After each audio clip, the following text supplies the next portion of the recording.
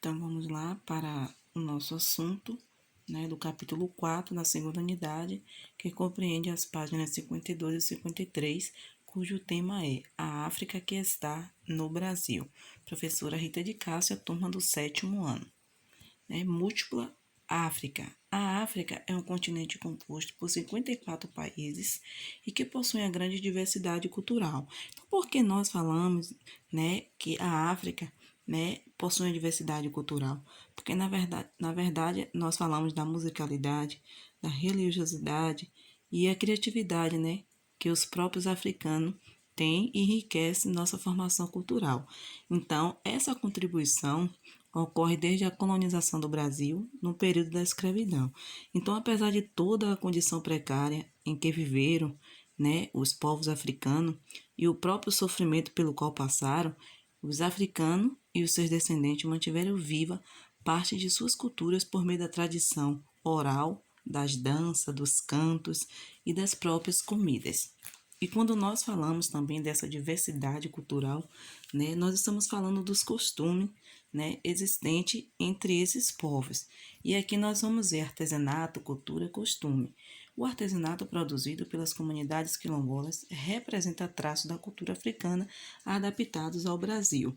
Então, hoje, muitos desses nossos costumes, como palavras, comidas, festa, as próprias danças e as músicas, são derivados dos lugares da África. Lugares esses que nós podemos ver que é o Congo, a Angola, a Nigéria, o Moçambique e o Benin. Então, esse artesanato ao qual nós podemos observar na imagem, esse artesanato é produzido pelas comunidades quilombolas e representa traços da cultura africana adaptados ao Brasil.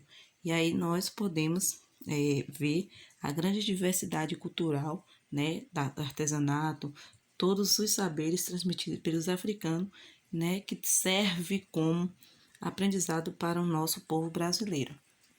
Nós temos aí a herança criativa. Com o tempo, algumas tradições africanas foram adaptadas e outras serviram de base para a criação de manifestações culturais. E aí, quando nós falamos dessa herança criativa, nós podemos dizer que essas manifestações culturais, que seriam reconhecidas como brasileiro, e foi reconhecida, como brasileiras por ganharem um jeito que é só nosso. Então, aqui nós vamos ver, algumas influências africanas na nossa cultura. Nós temos aí na dança, nas festas e nos folguedos.